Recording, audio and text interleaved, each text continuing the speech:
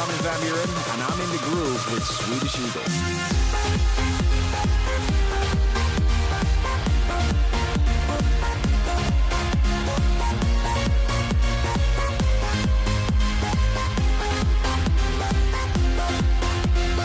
Right now, we're meeting up with the #1 DJ in the world, a guy I've had an opportunity to interview several times before. Happy to meet up with you again, Armin van Buuren. How are you, my friend? I'm very well, thank you. Welcome to the program. Yeah, thank you. #1 again for the 5th time, right? Yeah, 5th time. Again, last year, 2012, got it again. Totally unexpected, but I'm really happy about it. So, I'm sure you're very excited, like you say, but what do you do to, get up there to the top? Like, if somebody were to ask you, what should I do to try to become #1, what would your advice be? I think the most important thing is to ask yourself, what can you bring to the table to entertain people? And I think the focus should always be, the music, the fans, and your performance, not anything else. If you're in this industry for the wrong reasons, fame or money or alcohol for that matter, I think then you won't get really far. I think it's always about following your heart, doing something that you feel is right, doing it from the heart, and anything you do, if it's your gigs or your music or anything. And also, I think one point is really important to stress. I never wake up thinking like, okay, how can I be #1 again next year? That's never the main focus. As weird as that may sound, being voted 5 times, because if you're only focused on being the most popular or the best or whatever, you can get sidetracked. If you focus on music, however, and doing something from the heart, you're more likely to do something that's real. Yeah. It's kind of hard to explain, but that's what I've always done. I wake up in the morning thinking, hey, Trevor Guthrie is coming over to finish this track, or Miri Ben Ari is going to work on my next track. An amazing violinist who won several Grammys, and now she's going to be in the studio to work on a track. So that's what excites me, and not so much the #1 position or anything. Well, you certainly make some great music. You have a brand new album out called Intense, and that it is. And on that song, how do you pronounce the violinist's name again? I think Miri Ben Ari is how you call it. Miri Ben Ari, okay. Yeah. She plays beautiful on that song. That is a very intense song. I bet that goes over great when you play that live. It's usually an opening track for my sets, and it does really well. It's the idea behind the song was to get to go to different styles, but always coming back to trance. So the song basically is a trance song, but it has influences from house music and classical music, even a little hint of dubstep, changing the tempos and everything, but always in the end coming back. You did a good job on that, and I'm sure it also helps to have a successful radio show. You're up to 600 programs now with State of Trance, and you celebrated that at Madison Square Garden in New York. So tell us about that. How was that? It was amazing. Madison Square Garden, for many people, is known as the world's most popular venue. It's right in the middle of Manhattan in New York City. So it's a very special location for me personally. And yeah, I don't think was ever a Dutch guy to sell it out. So that felt pretty special. And we were doing a live radio show from the garden, which was pretty unique, because I don't think that ever happened. A radio show actually being played at the garden for a sold-out venue. And it's a bit weird because it's a seated venue.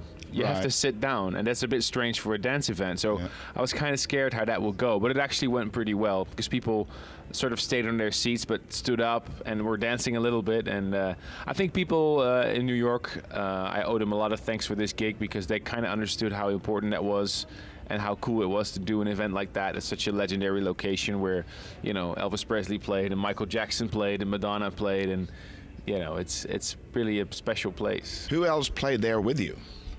It's a radio show, and on my radio show I don't play music just by myself or from my label. I play music from all over.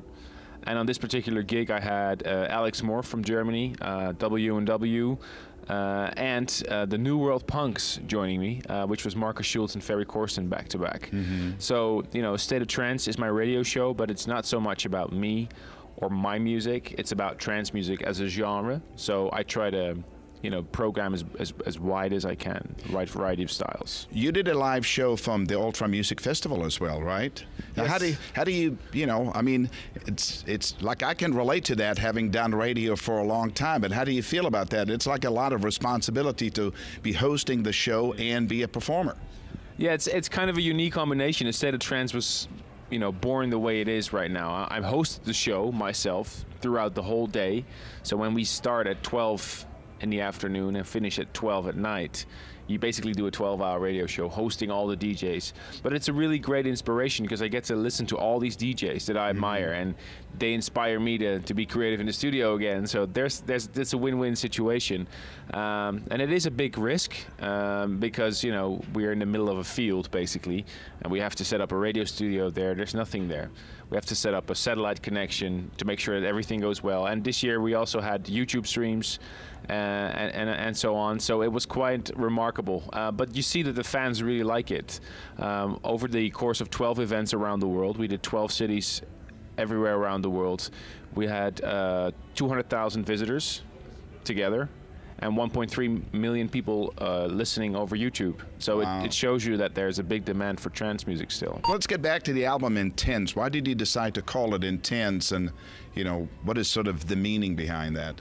Well, trance music itself is pretty intense, as you know. Yep. It's pretty euphoric, uplifting, melodic. And my life at the moment is pretty intense. So I started thinking about that, being a father now for the first time in 2 years. Our second is on the way. Congratulations. What do you have, a boy Thank or a you. girl? I have a girl, almost 2. Her name is Fenna. Venna? Fenna. Fenna, okay. Fenna. And she's a sweetheart. She changed me because I'm more focused. I don't have time to sit around anymore, Right. But I'm more focused in the studio being creative. And I started to think about how my life has changed and how she did good things for me, because I don't, I'm much more focused. I think any father will tell you the same thing. It changes you as a human being. Yeah. And then I started thinking about life in general. And I mean, everybody in its life has happy moments, very happy moments, but also everybody, unfortunately, encounters some sad moments, like when you lose a loved one, or you can't get a degree, or you're fired, you don't have your job anymore, or your relationship ends. But then there's happy moments again, when you find somebody that you love, and so on and so forth. So life is full of contrasts. Mm-hmm. If you look at the titles on the album, it's actually pretty funny, because we have tracks like Alone and This Is What It Feels Like, which are more sad songs. It's about sad moments in life. But then there's happy songs like Won't Let You Go and Beautiful Life that are, more happy moments. So life is about contrasts, and this is what I really try to bring with the album. Tell us about the different performers that are on the album, the different guests that you have, because they are also performing with you here in Los Angeles tonight, right? Tonight is a very special night. It's the first time I'm going to play the album live, and in 2 years that we've been working on the album.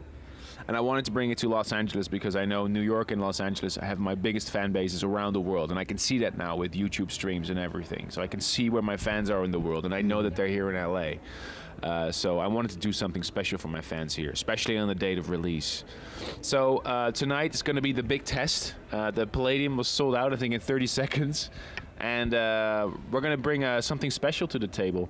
For the first time, I'm going to perform with Lauren Evans, Laura Jensen, Trevor Guthrie. I already performed with him, and he's going to be there here too tonight, and a couple of other surprise acts that we have tonight, just to celebrate the release of the album. And I have to be honest with you, it's a test. I don't know if all the singers are going to be good live, but we will see. And I think the audience, will be in for a surprise just as much as me, because I can't sing. I need these singers on stage, and I'm just curious how these performers will do. And it's a great celebration of the album, and it gives people a great opportunity to really connect with the artists that are performing on Intent.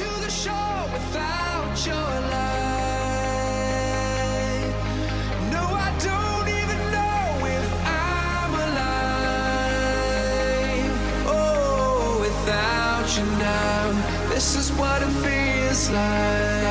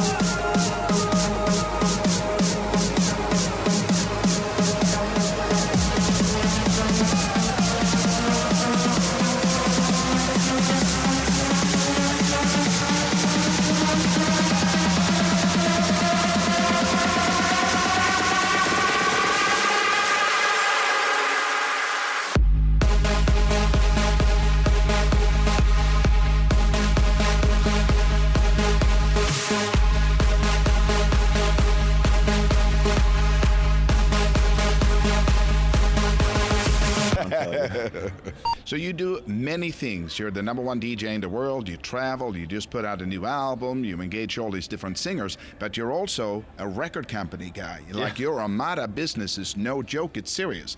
How many labels are you responsible for? I think we're Armada right now. We hold about 21 labels, but we sort of stopped it there. You know, we don't want to do too many labels. And I also want to say that Armada has completely changed from the first time that we spoke about my label. The first time that we set up Armada, it was me and Michael, and I remember when we pressed our first vinyl and that we were very excited about it. But ever since then, 2005, I decided to step down from the board of directors. No more a salary for me. Okay. Because I was talking with employees about how many days off they would have a year, or how many benefits they would get here, this and that, and that was just not something that I should be doing. Right. I should be focusing on music, my radio show, my DJ gigs. I think that's enough, and my family, of course. Yes. We made the conscious decision to make Michael, my business partner, the managing director, and also to find a really good team of people around us that could help us to build Armada from where it was to now. But the big guy from Ford, General Motors, once said the only constant is change, and that goes for Armada as well. We're a different company now. We're a very healthy company. We're much more structured than we used to be. And we're much more focused on the things that we really want to do. We want to work with positive people, artists that are inspiring us. It's not necessarily about success per se. Not each track has to sell very well in order for you to be signed to Armada. But it's more like we need to feel you. We need to feel what you're doing. There needs to be a big plan, and we need to be able to market it and to really promote it to the right audience. Right. So you mentioned a lot of upcoming young producers from all over the world. If somebody feels that, hey, I've got the track, I want it to come out on Armada, how do they go about that? Well, you can send it to me, Armin at thestateoftrance.com, or just try and visit me at a gig or something, give me a CD, because I do still listen to demos a lot, because I love music. I love discovering new talent. But also you can send it to our A&R team now. We have a big team of, I think about 5 or 6 people now in the office that handle all the A&R for all the labels. And of course I can still, put up the flag and say we signed this track, no discussion, but I've never done that. Oh, I always discuss with the rest of the team, what do you think about this track? Right. Do you think we can sell it? Is there a plan behind this track? So there's always a bigger picture. So I'm sure that you remember going to the record store back in the day, flipping through the vinyl. What is the equivalent today, and how much time do you spend listening to new music other than maybe demos that are being sent to you? I have a weekly radio show, as we just discussed. Yeah. And that forces me every week to go through new music. So every week I get a ton of promos. I have Ruben de Ronde at Armada, who helps me with downloading and setting up specials. If an artist has an album coming out, I'd always love to check it out. I always love to be involved, and I ask other labels, hey guys, what have you got coming up? Is there anything exciting, any big remix you got, or any big new projects? And then we try to set something up for the radio show to be one of the first to promote this music to a lot of new talent. So I have a really great team right now at Armada that helps me with the show every week. Having said that, I still listen to all the music myself. I still mix the show myself, and I present it. Right. So of course they help me with scripting the show and contacting the labels and whatever not, and if we have any competition with listeners, they handle that. I don't have to send out CDs myself, but it's great. I'm still focused, and it's like flipping through vinyl back in the days. I'm still going through all the new music myself. Why don't you give us, your thoughts on the state of trance music in 2013? I think the state of trance currently is amazing because there's so much new talent coming up. Also, if you listen to one of the live broadcasts that we did from all around the world, you could hear new guys like Ben Golds, Andrew Rayel, Orion Nielsen, W&W, of course Dash Berlin. He's been around for a while, but he's really blowing up internationally as well. Mm-hmm. Last year we had guys like Tom Fall. The list goes on and on and on. And with the state of trance, I really try to focus on the future. It's really it can be a pitfall for the show to to look back on the classic sound of trance. There's a lot of fans of that, and I never will abandon that sound because that's what I really like as well. But I want to focus on the future because the future, in my opinion, looks really bright. Listen to the latest productions of Andrew Rayel, for example. He's a new guy. He's a trance guy. He's from Romania or Moldavia, I think. And he's an amazing, talented person. And he really brings something new, something fresh to the trance sound. Different BPM, different energy. Same with Orion Nielsen. You know, the BPM is down a little bit, but the elements are all there. It's euphoric, it's uplifting. And it's very exciting, I think, for trance music right now because there's so much new stuff happening. So speaking of BPMs, Who's Afraid of 138? Why don't you elaborate on that a little bit? Who's Afraid of 138 was actually, it started as a joke on my radio show. Because a lot of DJs seem to have abandoned the higher BPMs and the harder trance sounds, which is fine. I'm not criticizing. It's normal. You know, people move on. I mean, music is not a fixed thing. It's a dynamic thing. I still really like that older 138 sound. That's really a sound that's close to my heart because that's what I like. You know, not so much because it's commercial, but just because it's something that I really love to hear. Maybe not for 8 or 9 hours straight, but definitely at the last part of my set. Or more than that. So I said in my radio show, I was playing this track, and I said, "Who's afraid of 138 now, huh?" And this is sort of a joke because it rhymes. And a lot of people on Twitter were commenting, "Hey, that's a funny remark," you know. And I thought, you know, maybe I should do a couple of T-shirts. So I went to Armada. I told them I deposited it as a brand. And I made some T-shirts, and they were instantly sold out. So it became this thing. And then we were preparing a State of Trance 600 in Den Bosch, one of the big 12 shows. And I told the organization, I said, well, you know, last year we had all the colors. Every arena had a different color, State of Blue, State of Pink, State of Green. We had a stage dedicated to only female DJs. This year I want to do something different. I want to have a stage called Who's Afraid of 138 and only have the harder trance sound to see if those fans are real. You know, it was a test. I said, I want to see if that room fills up and if the fans of that harder sound are really there. You know, are they going to be there? So I was teasing the listeners on my radio show a little bit, say, okay guys, come on now. You guys on Twitter, you always have like this big mouth that you love this uplifting sound. Come and show me if you really like this. And to my big surprise, it was the best listened to stream because we streamed all the 5 areas in Den Bosch, and everybody could listen to each arena. And that was the number one. And that was the number one and the best visited room. So it shows you that there's still a lot of demand for that sound, and it's something that I'm really happy about.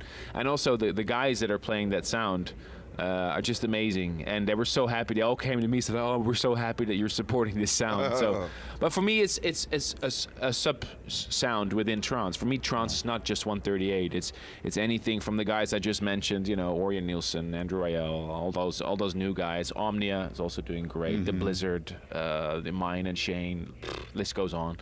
And the 138 sound. So trance for me that's to answer your question, is very, very, very bright right now. Right, very good. And when you do a long set, you really start out like I think in the low 120s and work your way all the way up to like 140.